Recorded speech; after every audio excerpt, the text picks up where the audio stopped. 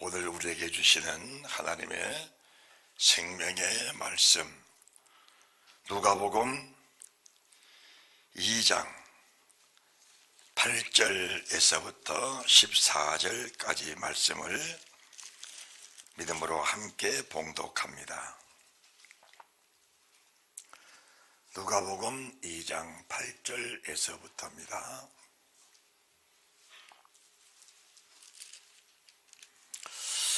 그 적양의 목자들이 밖에서 밤에 자기 양떼를 지키더니 주의 사자가 곁에 서고 주의 영광이 저희를 두루 비치매 크게 무서워하는지라. 천사가 이르되 무서워 말라. 보라, 내가 온 백성에 미칠 큰 기쁨의 좋은 소식을 너에게 전하노라. 오늘날 다윗의 동네에 너희를 위하여 구주가 나셨으니 곧 그리스도 주시니라. 너희가 가서 강보에 쌓여 구유에 누인 아기를 보리니 이것이 너에게 표적이니라 하더니 호련히 허다한 천군이 그 천사와 함께 있어 하나님을 찬송하여 가로되 지극히 높은 곳에서는 하나님께 영광이요 땅에서는 기뻐하심을 입은 사람들 중에 평화로다 하니라. 아멘. 오늘 성탄절 축하 예배를 통해서 주시는 하나님의 말씀의 제목은 주님을 기쁘시게 하는 사람이란 이런 제목으로 주께서 저희들에게 말씀해 주실 때에 많은 은혜를 받으시기 바랍니다.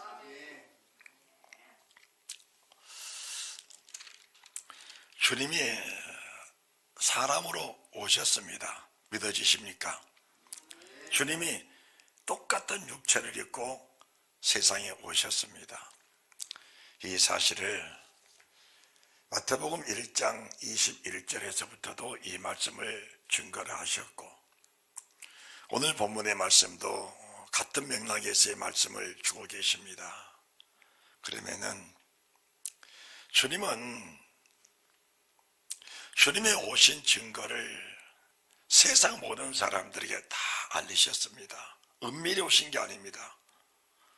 그래서 목자들이 밤에 자기 양떼를 지키고 있는 그 목자들에게 천사들이 직접 내려와서 그들에게 눈을 열고 마음을 열어서 주를 보여주신 겁니다. 그러면서 주신 말씀이 10절입니다. 10절.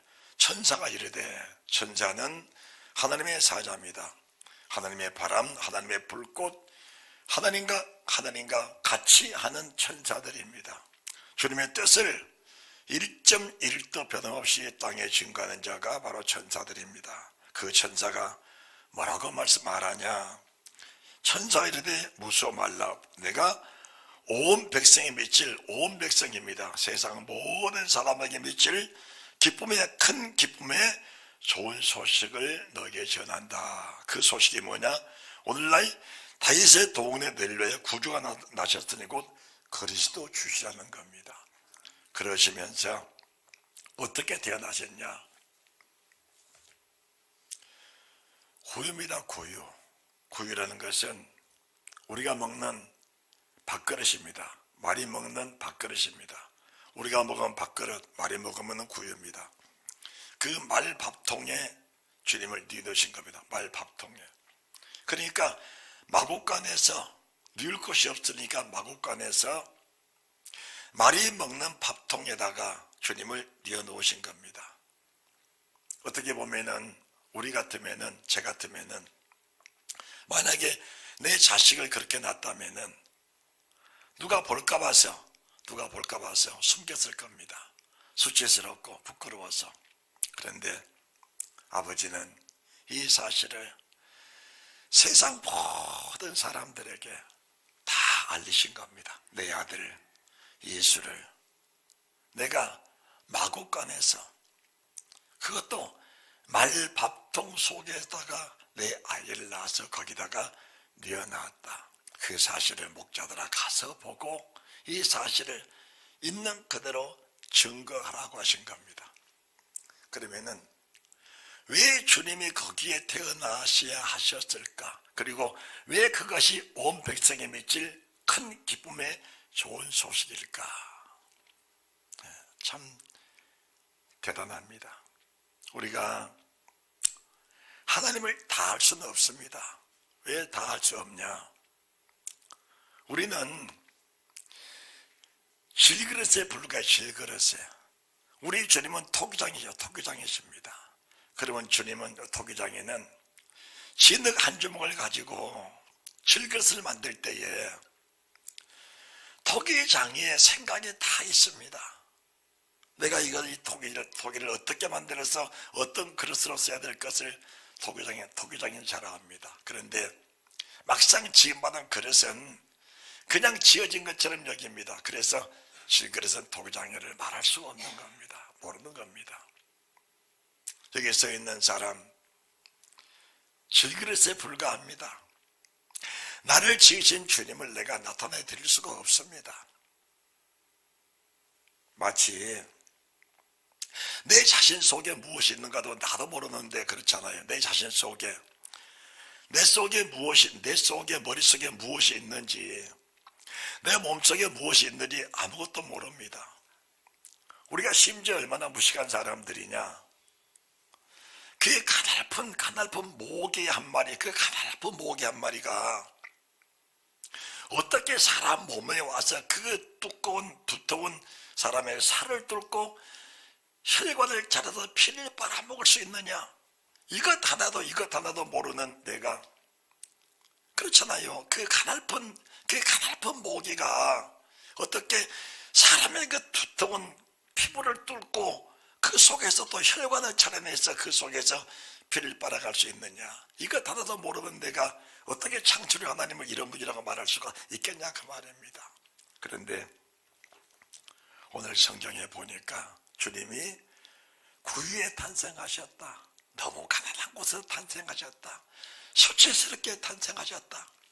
이 말씀은 나처럼 가난하고 나처럼 세상이 수치스럽고 나처럼 볼품없고 내세울 것 없는 그런 나 같은 죄인을 가장 낮은 자리에서 주님이 찾아오셔서 내게 접근해 오신 그 주님을 우리가 보게 되면은 말할 수 없는 영광스러움이 그 속에 있는 겁니다. 말할 수 없는 영광스러움이. 우리가 만약에 청와대 대통령이 우리를 불렀다고 하면은 갈 수는 있지만은 가기 전에 옷도 새 옷을 사서 입어야 하고 꾸미고 단장해야 하고 있는 거 없는 거 다 만들어서 가게 될 거예요. 그렇다면은 후한 사람, 힘 있는 사람, 능력 있는 사람은 갈 수 있지만은 나 같은 천한 사람이 갈 수 있겠느냐. 그런데 주님은 나보다 더 낮은 자리에 세상에 오셔서 나 같은 죄인을 부르시니까 그저 아무 허물 없이 아무 꾸밈도 없이 있는 그대로 주께 찾아 나가서 그 주님께 경배할 수 있고 찬양할 수 있고 그 주의 이름을 부를 수 있다는 한 가지 사실만에 얼마나 감사할 수 있느냐 그 말씀이십니다. 그렇다면은 오늘 우리가 이제 14절 말씀 보시면은 지극히 높은 곳에서는 하나님께 영광이요 땅에서는 기뻐하심을 입은 사람들 중에 평화다. 우리가 이제 10절의 말씀과 14절의 말씀을 혼돈하시면 안 됩니다. 14절의 말씀은 세상의 모든 사람들에게 주님은 구원을 선포하고 평화를 선포하고 기쁨을 선포하려고 주님은 오셨습니다. 그런데 세상의 모든 사람이 그 주님을 다 영접했느냐? 그렇지도 않습니다. 그렇지도 않아요. 심지어는 하나님의 교회에 와서 예배드리는 사람 속에서도 아직도 주님을 영접하지 못하고 그저 예배드리는 사람들도 상당수가 있다는 사실을 우리가 인정을 해야 되는 겁니다. 그러면은 10절의 말씀은 주님의 마음이십니다. 주님의 마음. 세상 모든 사람이 이 현실을 보면서 다 주를 영접하고 구원받으라고 오셨는데 정작 주님이 주시기 원하시는 그 은혜 속으로 사람들이 오기를 꺼리는 겁니다. 오기를 꺼려해요. 그리고 예배드리는 사람마저도 14절의 말씀 속으로 들어가기를 심히 부담스러워하고 침이 된다는 것을 우리가 느끼면서 사는 그런 믿음의 사람들이 참 많은 겁니다. 그렇다면은 14절 말씀이 지금 이 시대를 사는 사람들에게 주시는 하나님의 절실한 메시지고 주님의 중심에 마음이 계신 말씀인데, 저렇게 높은 곳에서 하나님께 영광이라는 사실은 이미 온천한 사람들에게 알려진 것들이고 이미 결정된 것들입니다. 그 영광은 그 누구도 해설할 수 없고 그 누구도 파괴할 수 없습니다. 그러면은 저렇게 높은 곳에서 하나님께 영광이라는 사실이 내 가슴 속에 그대로 영접되면서 그 하늘의 영광을 가지고 사는 이 믿음의 사람들 속에서 하나님을 기쁘시게 하는 그 은혜가 있다는 사실을 말씀해 드리는 것입니다. 만약에 우리가 하나님께 영광된 삶을 살지 못하면은 땅에서 주를 기쁘시게 할 수가 없는 겁니다. 마치 마태복음 1장 21절에 하나님의 세상 죄를 담당하시러 오셨는데 1장 23절에 그 이름은 임마누엘이라, 임마누엘입니다. 임마누엘. 세상 죄를 지옥하는 것과 임마누엘의 말씀은 오늘 본문의 말씀에 2장 10절의 말씀과 14절의 말씀과 격이 같은 겁니다. 같은 거예요. 세상 죄를 지러 오신 세상의 주님, 자기 백성을 죄에서 구원하러 오신 그 주를 영접하고 사는 사람들 속에 주님이 임마누엘 하시는 겁니다. 그러면은 이 임마누엘이라는 것은 번역한즉 하나님이 우리와 함께 계심이라. 이 말씀을 주실 때에 이 말씀은 마태복음 1장 21절의 말씀은 초림의 주님의 말씀이시고 1장 23절의 말씀은 주님이 십자가에 죽으시고 장사되시고 부활하셔서 승천하신 이후에 성령으로 다시 오셔서 우리 속에 거하시는 그 주님을 말씀하는 겁니다. 그 주를 말씀하는 거예요. 그러니까 지금 시대가 어떤 시대냐? 지금 시대는 성령 시대입니다. 성령 시대예요. 성령의 충만함을 입지 못하면은 구원이라는 이 단어가 내 속에 익숙할지라도 그 구원의 열매를 맺기가 사실은 쉽지 않은 겁니다. 여기서 내가 쉽지 않다는 것은 조금 설교를 말씀을 부드럽게 하기 위해서 쉽지 않다고 하는 것인데, 정말 성경대로 말씀하신다면은 오늘 사는 나와 여러분들에게 하나님의 신의 감동, 성령 충만이 없고 그 임마누엘 하신 주님, 성령이 내 속에 오셔서 나와 함께 하신 그 주님이 아니고는 정말 믿음으로 살아가는 자체가 형식일 뿐이지 실체가 되기는 어렵다는 사실을 알아야 되는 것입니다. 지금 세상에 많은 사람들이 주님 오심을 지금 경배하고 송축하면서 찬양하면서 예배를 드리고 있습니다. 그들은 초림 예수, 초림으로 오신 주님을 지금 맞이하면서 그 주를 찬송하고 있습니다. 그것이 나쁘다는 건 아닙니다. 그러나 초림의 주님은 자기 백성을 저희 죄에서 구원할 자이십니다. 초림의 주님은 보라, 온 백성이 미칠 큰 기쁨의 좋은 소식을 전하러 왔다. 그 소식이 실체가 되기 위해서는 하나님께 영광, 하늘에서는 영광이요 땅에서는 기뻐하심을 입은 사람, 하나님이 누구를 기뻐하시냐, 누가 기뻐하심을 입은 사람들이냐, 여기에 우리가 이 말씀을 집중적으로 보면서 조명하면서 과연 내 자신을 이 말씀 속에 깊이 스며 들어갈 수 있는, 빨려 들어갈 수 있는 그 은혜가 있어야 된다는 사실을 말씀해 드리는 것입니다.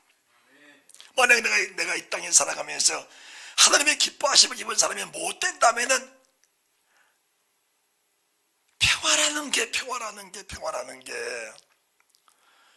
코미디한 상황 속에서 평화도 올 수 있고, 재물의 부함 속에 평화도 올 수 있고, 육신의 강건함 속에 평화도 올 수 있지만은 하늘의 영광의 평화입니다. 하늘의 영광의 평화, 하나님 속에 계시는 그 평화를 말씀하는 것인데, 이 평화는 깨질 수가 없고 깨뜨릴 수도 없고 깨뜨릴 자도 없습니다. 갈 수가 없는, 뺏어갈 자가 없는 그 기쁨, 그 희락, 그 평화입니다. 세상에 어떤 폭포가 일어나도, 세상 어떤 일이 생겨도 이 평화는 깨질 수가 없는 평화입니다. 다시 말합니다. 이런 믿음을 가진 사람들의 믿음은 어떤 상황 속에서, 어떤 상황 속에서도 흐트러질 수 없는 그 믿음이라는 사실을 말씀해 드리는 것입니다. 그렇다면은 초림의 주님이 누구고 다시 오실 주님이 누구냐? 지금 우리가 성경을 보게 되면 성경 맨 끝자락입니다. 요한계시록 22장 20절. 아까 우리가 안전 입사님이 마라나타 찬양을 불렀는데, 주 예수여, 내가 이 말씀을 기록하신 그분이 말씀하신다. 내가 속히 오리라 하시거늘. 아멘. 주 예수여 오시옵소서. 이 말씀이 창세기 1장 1절에서부터 계시록 22장 20절에 이르기까지의 그 모든 말씀의 핵심의 중심을 거기다가 다 실어놓은 겁니다. 이 요한계시록 22장 20절의 말씀은 우리가 어떤 상황 속에서도 그 말씀을 내가 네게 부딪혀 왔을 때에 거부감이 전혀 없는, 자나깨나 주님을 사모하는, 자나깨나 주를 기다리는 그 은혜가 우리 속에도 떠나서는 안 된다는 사실을 말씀해 드리는 것입니다. 그러면은 초림의 주님이 누구고 재림의 주님이 누구냐? 초림의 주님도 예비하신 사람들에게 오신 주님이십니다. 무슨 말씀이냐? 하나님이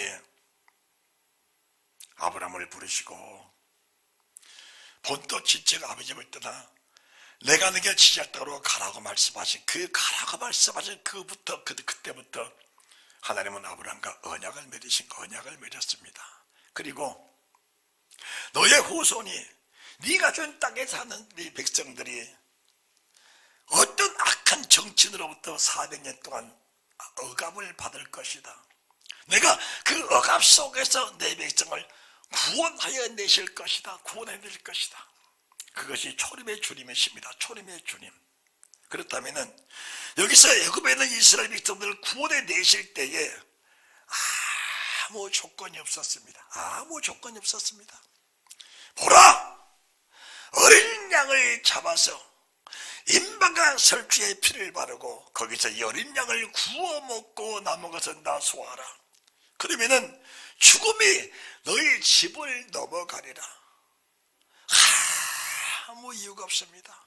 아무 조건이 없습니다. 아무 계명이 없습니다. 한 가지 계명은 어린 양의 피를 임박한 설주에 바르라는 한 가지밖에 없습니다. 마치 하나님이 아담을 지으시고 나서 그 아담에게 아무 조건 제시하지 않냐시고 한 가지 조건입니다. 선악을 알게 하는 실과는 먹지 마라. 먹는 날에는 정령을 죽으리라. 그 계명 하나입니다.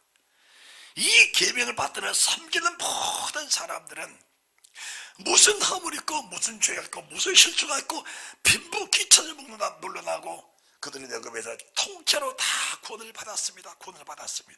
보라, 내가 온 백성이 미칠 기쁨의 좋은 소식을 너에게 전한다. 똑같습니다. 내가 내 백성을 자기의 죄에서 구원할 자이십니다. 그 다음에 1장 23절 그 이름을 임마누엘 하셨더니 이를 번역한 즉 하나님 우리와 함께 계십니다. 주의 백성들이 애굽에서 구원을 받아 광야에 왔을 때에 광야에서 가나안 땅에 들어가는 것은 애굽에 있는 이스라엘 백성들이 광야로 나온 것과는 전혀 다릅니다. 애굽에서 구원받은 것은 온 백성이 미칠 기쁨의 좋은 소식입니다. 온 백성이 미칠.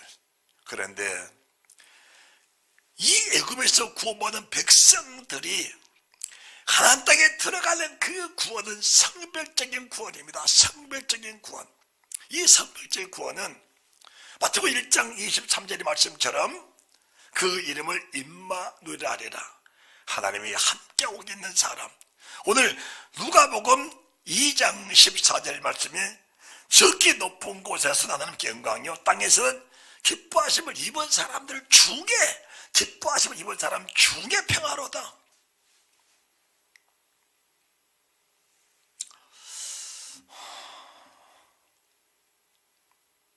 지금도 수많은 사람들이 애굽에서 구원받은 구원에 머물러 있는 사람들이 참 많습니다. 매우 안타까운 일입니다. 매우 안타까워요. 이런 사람들은 시험을 이길 수가 없습니다. 환난을 이길 수가 없습니다. 세상 쾌락을 이길 수가 없습니다. 세상 유혹을 이길 수가 없습니다. 세상 미혹을 이기고 설 수가 없습니다. 여기서 구원받은 백성들에게 광야에서 주님이 두 돌비에 하나님의 친수로 계명을 써서 그들에게 안겨주신 겁니다. 주님은 세상에 오시고 난 이후로부터 계속 말씀하십니다. 그 말씀은 마치 초림의 주님을 그 수많은 선지자들을 통해서 예언적으로 말씀해 주셨고 그 예언하신 말씀대로 주님이 그대로 오셨습니다.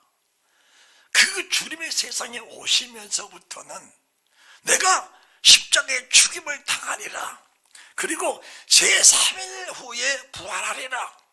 그 부활하신 후에는 내가 너희 모든 사람 앞에서 다시 내가 왔던 그 자리로 올라갈 것이니라.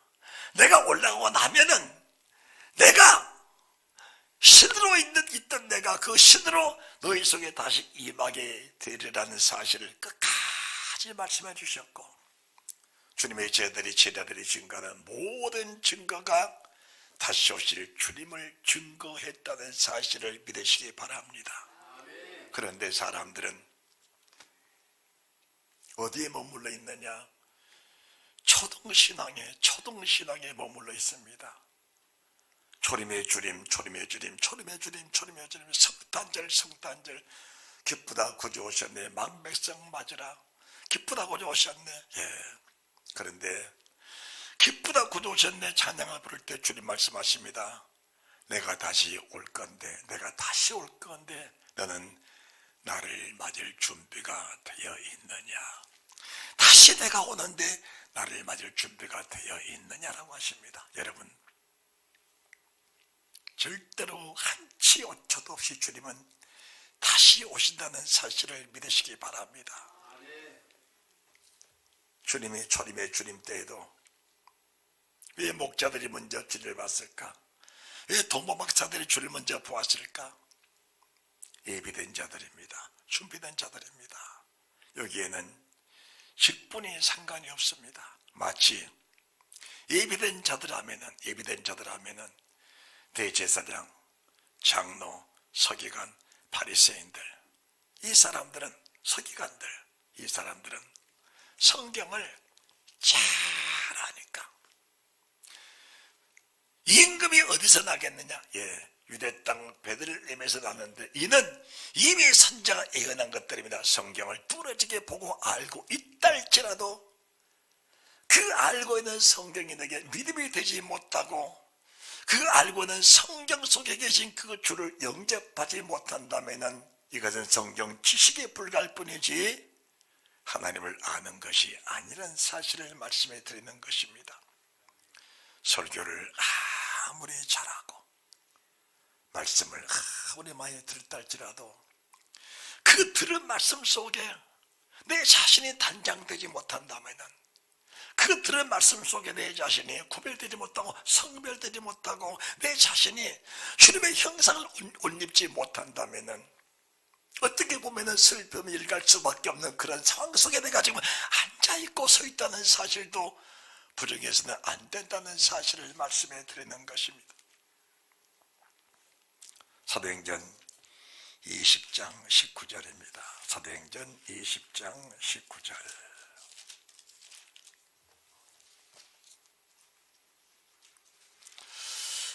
그 모든 겸손과 눈물이며 유대인의 관계를 인하여 당한 시험을 참고 주를 섬긴 것과 유익한 것은 무엇이든지 공중 앞에서나 각 집에서나 꺼림이 없이 너에게 전하여 가르치고 유대인과 헬라인들에게 하나님께 대한 회개와 우리 주 예수 그리스도에 대한 믿음을 증거한 것이라. 보라, 이제 나는 심령의 매임을 받아 예루살렘으로 가는데 거기서 무슨 일을 만날는지 알지 못하노라. 그 다음 23절 오직 성령이 각 성에서 내게 증거하여 결박과 환란이 나를 기다린다 하시나. 24절입니다.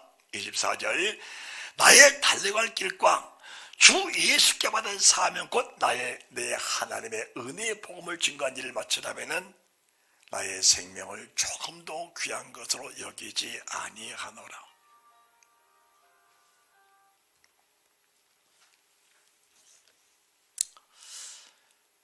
바울이 특별한 사람입니까? 베드로가 특별한 사람입니까? 그들은 자기 입으로 고백했습니다. 나도 너와 똑같은 사람이다. 나도 너와 똑같은 사람이다. 그런데 똑같은 사람인데 왜 똑같은 주를 부르면서 왜 다르게 살아갈까? 똑같은 사람이 똑같은 주님을 부르고 똑같은 사람이 똑같은 주님을 섬기고 똑같은 사람이 똑같은 주님으로부터 영생 얻기를 소망하는데 왜 우리의 삶이 다르고 그 사람들의 삶이 다른 걸까? 왜 다른 걸까? 왜 바울은 줄리에서 고난받는 게 줄리에 고난받는 것에 그 마음에 기쁨이 넘쳤을까? 얼마나 기쁘고 얼마나 감격스럽고 얼마나 황홀하고 얼마나 좋았으면은 각 성에서 성령의 은사자들이 바울 목사님, 바울 사도님 지금 예루살렘에 올라가면 당신은 결박당해서 결국은 끌려가서 죽습니다. 왜 죽음의 자리를 가려고 하십니까? 거기 가면 죽습니다.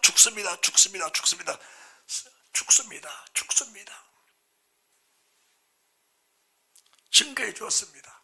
예언해 주었습니다. 그때 바울이 뭐라 하십니까? 왜 울어 내 마음을 상하게 하느냐?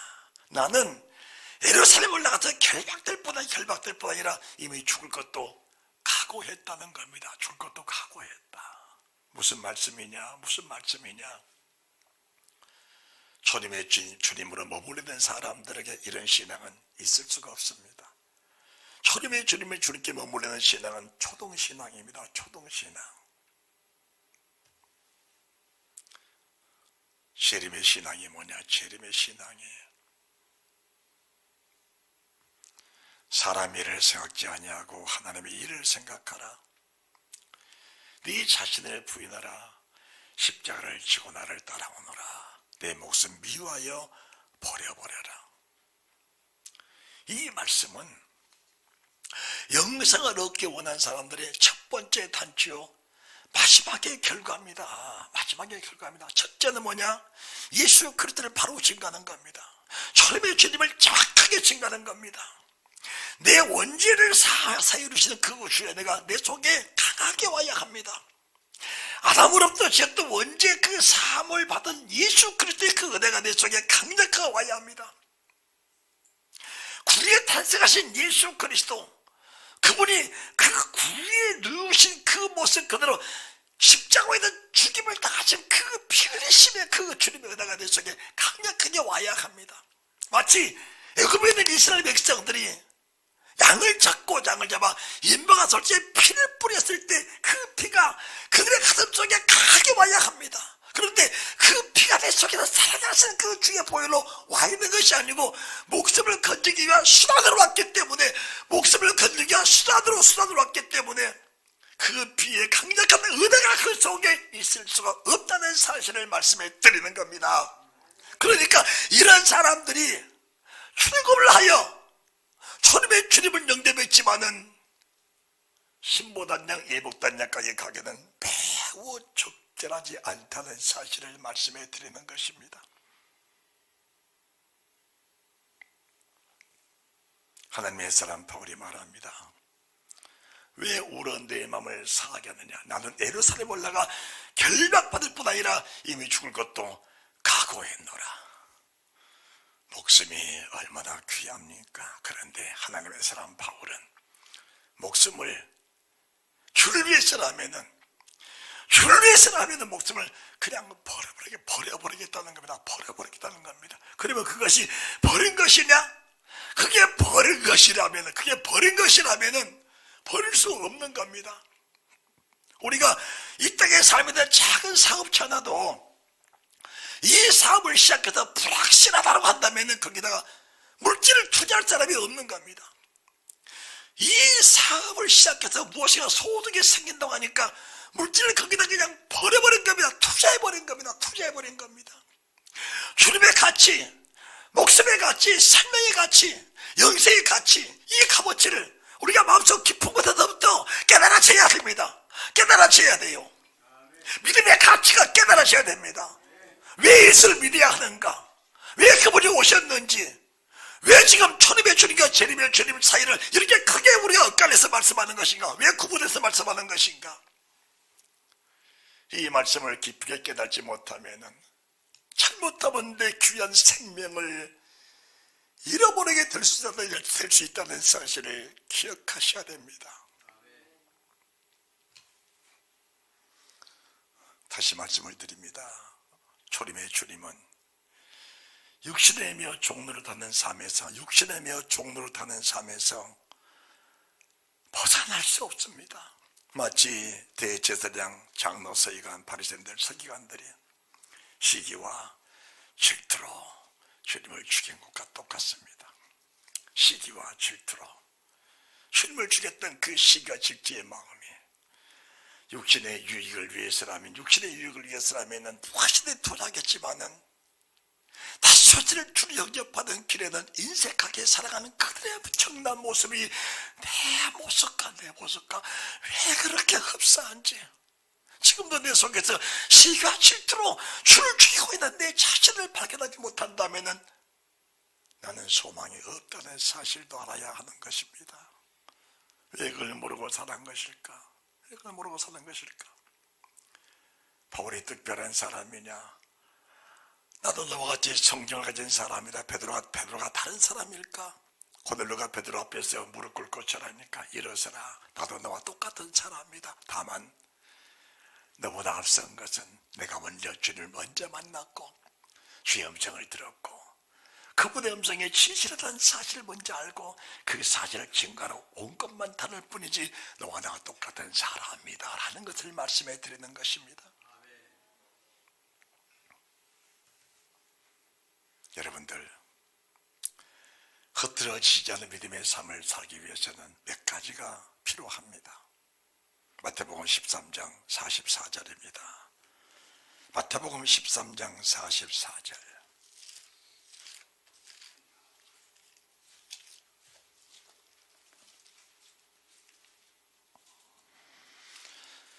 천국은 마치 44절, 천국은 마치 천국입니다.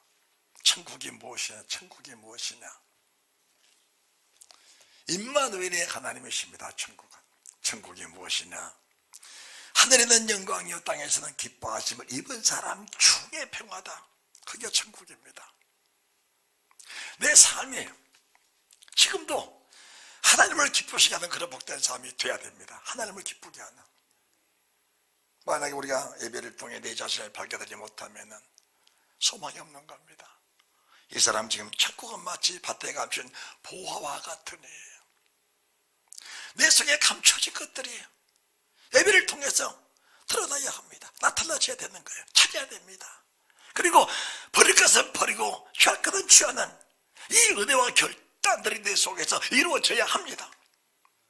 천국은 마치 천국을 발견한 사람은 내 속에 있는 인간의 가치관, 내가 지금까지 가지고 지키고 왔던 가치관, 그것을 버릴 수 있고 그걸 버려야 천국을 내 소유로 살 수 있다는 사실을 지금 말씀해 주는 것입니다. 이 말씀을 잘못 지켜가면은 네 재산이나 팔아서 가져오라 이렇게 말씀을 비칠 수가 있습니다. 그건 아닙니다. 이건 아니에요. 끝 아닙니다. 그것도 일부분에 속할 뿐이지. 아니, 천국을 소유한 사람은 세상의 물질이나 가치관이 없습니다. 사라져버린 거예요. 사라져버린 겁니다. 여기서 마치 말씀하신 중심은 하나님의 사람 바울이 하나님의 사명을 위해서라면 나의 목숨을 조금도 귀한 것으로 여기지 아니하노라. 천국을 발견한 사람 속에는 주를 위해서라면 아까울 것이라는 아무것도 없습니다. 심지어 내 몸이 이미 관제로 바쳐졌다. 내 몸이 이미 주님의 산제사로 올려 바쳐졌다. 이미 내 몸은 주님께 바쳐진 이미 제물이 되어버렸다. 제물이 되어버렸다. 천국은 마치 밭에 감춘 보화 같으니 이를 발견한 후에 기뻐하며 돌아가서 자기 소유를 다 팔아 그 밭을 샀느니라. 그 밭도 아닙니다. 자기 목숨입니다. 내가 주를 위해서 목숨을 버리기 원하는데 거칠 것이 무엇이 있고 자기들 것이 무엇이 있고 나를 가로막는 영들이 있겠느냐 그 말입니다. 살기 원하니까 살기를 원해 발버둥을 치니까 그 속에 갈등도 있고 시험도 있고 올무도 있고 악한 영의 회방도 있는 것이지. 삶과 죽음을 떠나버리는데 무슨 마귀 역사가 있겠습니까? 이런 믿음은 환난이나 핍박이나 궁핍이나 어려움이나 죽음이나 어떤 경우도 우리 주 예수 그리스도 있는 하나님의 사랑에서 끊을 수 없는 어떤 일도 핍박이나 환난이나 적신이나 위험이나 칼일지라도 천사들도 능력자들도 우리를 사랑하시는 주님의 사랑 안에서 다시 말합니다. 하늘에는 하나님께 영광이요 땅에서 기뻐하시면 이번 사람 중에 평화다. 이 평화 하나님이 기뻐하시고 하나님께 기쁨을 드린 사람들의 그 평화 속에서는 깨뜨릴 것이라고는 세상에 없는 겁니다. 깨뜨릴 것이 세상에 없는 거예요. 시험 들었다, 갈등하다, 여러분의 믿음을 다시 한번 돌아보셔야 합니다. 넘어졌다, 아파한다, 갈등한다, 믿음 때문에 그런 겁니까? 세상 때문에 그런 겁니까? 환경 때문에 그런 것입니까? 믿음의 부재 때문에 그렇다는 사실이 정말로 발견된다면 다시 한번 밭에 갇힌 부활을 찾아 발견한 이후에 기뻐하며 돌아가 자기 소유를 다 팔아 그 밭을 사게 되는 그네가 있게 될 줄로 믿으시기 바랍니다. 두려움없이 주를 섬기는 은혜가 있어야 됩니다. 그 다음에 47절 말씀 주의 깊게 잘 보셔야 합니다. 천국은 마치 천국입니다. 바다에 치고 각종 물고기를 모으는 그물과 같으니 천국은 마치 보라 온 사랑에 미칠 기쁘게 좋은 소식을 내게 전한다. 하나님의 그물은 온 세상 사람들에게 다 덮어씌우셨습니다. 깊은 데로 내려가서 그물 내려라. 깊은 곳에서부터 마시는 곳까지 모든 물고기는 주님의 그물 안에 다 들어있는 겁니다. 다 들어있는 거예요. 다 들어있습니다. 지금도 저도 여러분도 주님의 그물 속에 다 포함되어 있다는 사실을 믿으시기 바랍니다. 주님의 그물 속에 다 포함되어 있습니다. 포함되어 있습니다. 그런데 결과는 뭐냐? 결과는 48절 그물에 가득함에 물가로 끌어내고 앉아서 좋은 것은 그릇에 담고 못된 것은 내어버리느니라. 못된 것은 내어버리느니라. 못된 것이 뭐냐? 못된 것이 대제사장 가지고 있던 계획들이 못된 겁니다. 장로 서기관 바리새인들 가지고 있던 그 나쁜 것들이 못된 것들입니다. 그들은 불의한 자들입니까? 안식일에 더럽힘 맞지 않고 먹으려고 시체도 가까이 가지 않냐고 빌라도 법정에 들어가지 않는 그들이 악한 자들입니까? 악한 자들입니까? 세상 모든 사람들의 존경을 받고 사는 그들이 악한 자들입니까? 그렇지 않습니다. 자기가 가지고 있는 한 가지의 목적을 버리지 못하니까, 자기가 가지고 있는 한 가지 욕심 버리지 못하니까, 그걸 이루기 위해서 시기와 질투 버리지 못하냐, 그것이 악한 것입니다. 이걸 가지고 주님 오시는 그날까지, 내가 주 앞에 가야 하는 그날까지 이걸 가지고 있으면은 마지막 날 의인 중에서 악인을 갈라내어 풀불에 던져버리니 그 물속에 있는 그 물고기 속에서 다 구원받냐? 그건 아니란 것을 말씀해 주시지 않느냐 그 말입니다. 성경을 명확하게 봐야 합니다. 성경을 명확하게 봐야 돼요. 온백세 미칠 그 지구의 큰 소식인데 이 소식을 받은 모든 사람들이 다 주님의 그물 속에 다 포함되어 있습니다. 주님의 그물 속에 출애굽한 이스라엘 민족들 200만이 넘는 출애굽한 이스라엘 민족들이 주님의 그물 속에 다 포함된 사람들인데 막상 그물 속을 들여다보니까 의인 중에서 악인이 훨씬 많았습니다. 훨씬 많았습니다. 저부터가 악인 속에 포함되지 않을까 두려워하고 있습니다.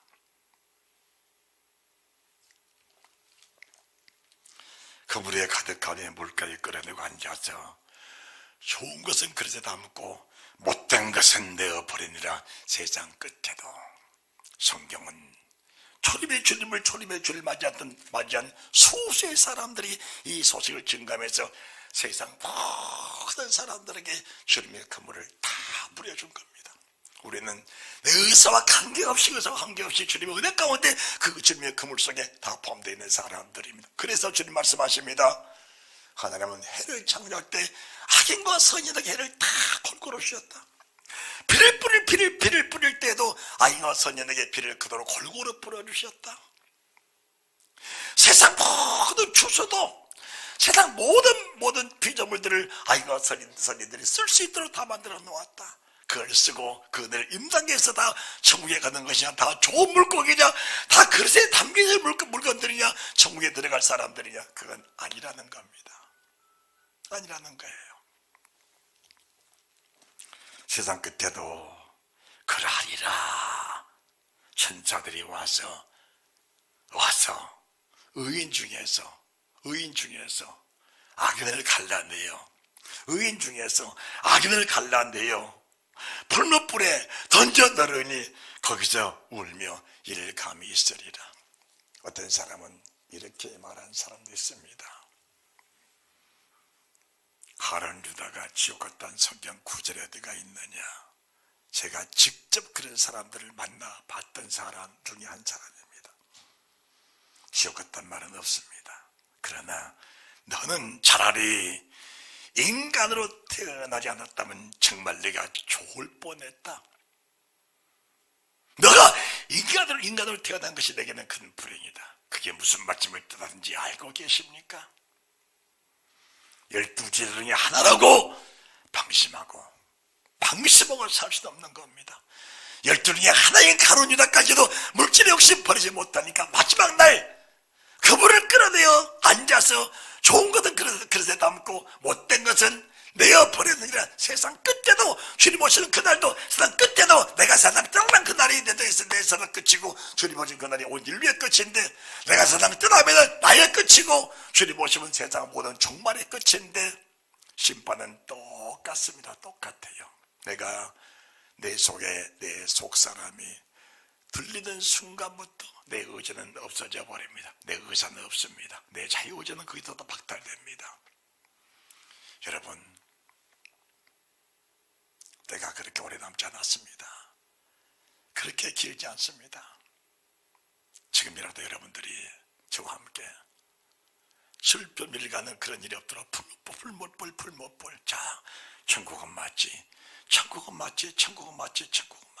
그 속에 천국은 마치라는 말씀만 있고 그 후에 풀무불이라는 말씀이 안 계신다면, 안 들어있다면 우리는 조금 더 안심이 될 건데 천국은 마치 하시면서 그 속에다가 풀무불이라는 풀을 주님께서 명확하게 제시하는 겁니다.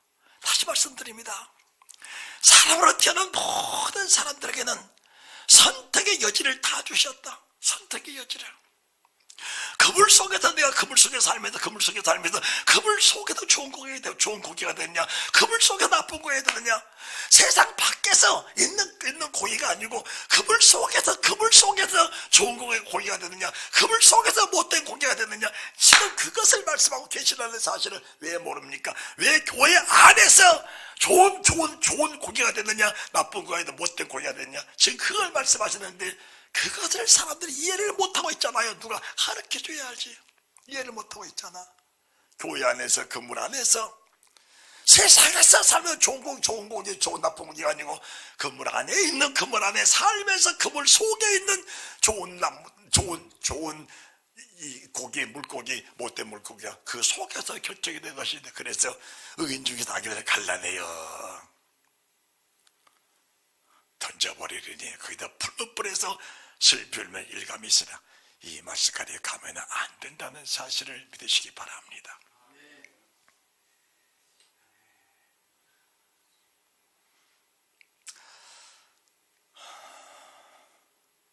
말씀을 마칩니다. 로마서 12장 1절 2절입니다. 로마서 12장.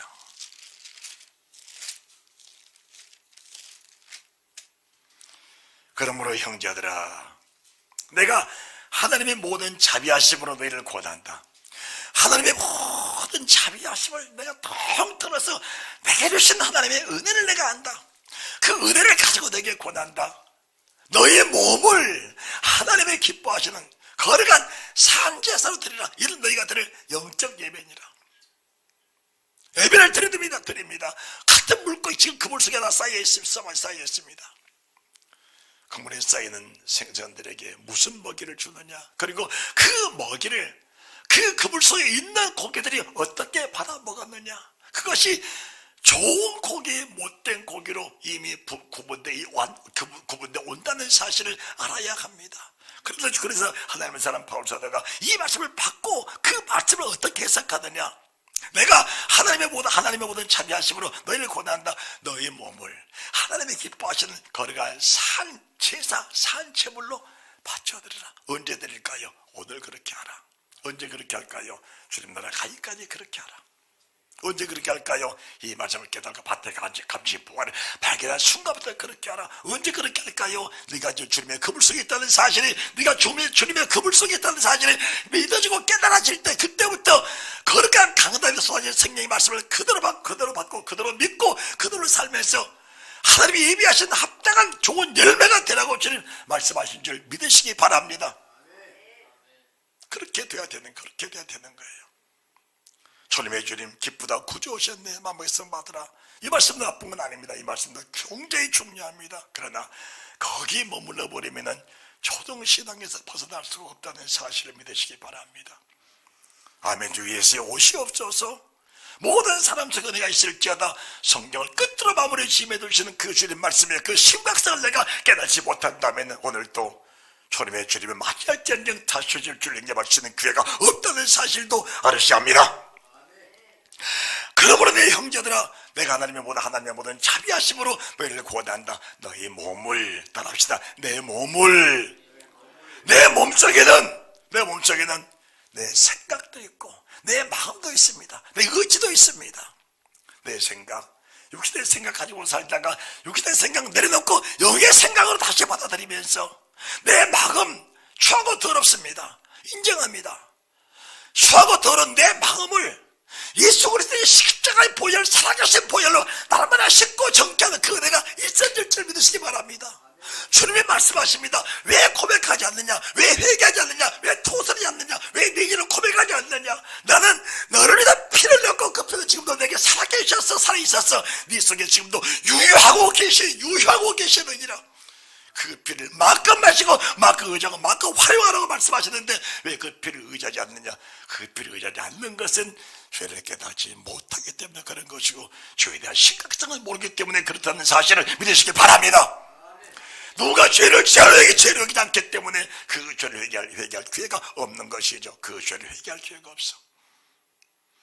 우리 몸이 거룩한 산제사로 드리기까지는 애통하는 마음이 있어야 거룩한 제물이 되는데 사람 속에는 거룩함이 없습니다. 없는 거예요. 사람은 처음부터 흙입니다. 흙이에요. 흙은 흙에 속한 것일 뿐 흙은 더 이상 더 이하도 아니라는 사실. 흙은 더 이상도 더 이하도 아닙니다.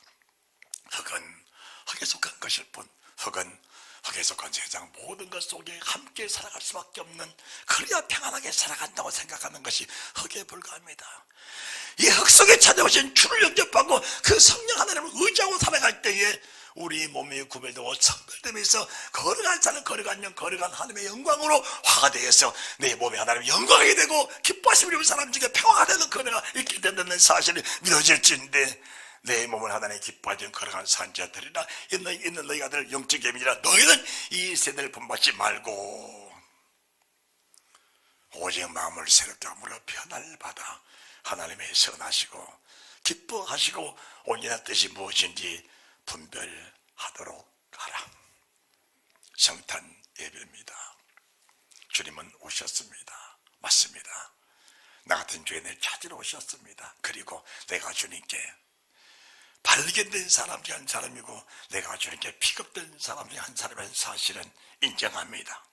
내가 지금 그물 속에 있습니다. 이 그물 속에는 내가 하나님의 사람 되기 위해서 주님은 지금도 내 속에 계신 주님이 나와 여러분들에게 그물 속에서 하나님이 원하시는 아름다운 음식들, 예비된 좋은 생명의 꼴들을 지금도 한없이 내려주고 계실 때에 마음을 열고 그 주님의 살과 주의 피를 마음껏 붓고 마시는 사람들이 비록 악한 데서 우리가 픽업을 받았다 할지라도 그 속에 선한 사람, 의에 사는 거룩한 사람으로 변화가 되면서 하나님의 기뻐하는 거룩한 재물이 되고 기뻐하시는 평화의 사람이 되어질 때 십자가의 피가 내 속에서 혈액을 발증하는 그 은혜가 있게 될 줄 믿습니다. 이런 사람을 향하여 주께서 뭐라고 말씀하시냐? 수고했다. 참 고맙다. 왜? 주의 피를, 주의 살을 마음껏 활용하는 그 사람들에게 우리 주님은 내가 너를 참 고맙게 여겨서 내가 너를 영접하러 다시 오겠다라고 하신 겁니다. 내가 너를 영접하러 다시 오겠다. 전에 주를 맞이했다면 다시 오실 주를 사모하는 그 은혜가 우리 속에 순간순간도 멈춤이 없는 그 은혜가 있게 될 줄 믿습니다. 주의 평강 넘쳐나시기를 주의 그리스도 이름으로 축원합니다. 축원합니다.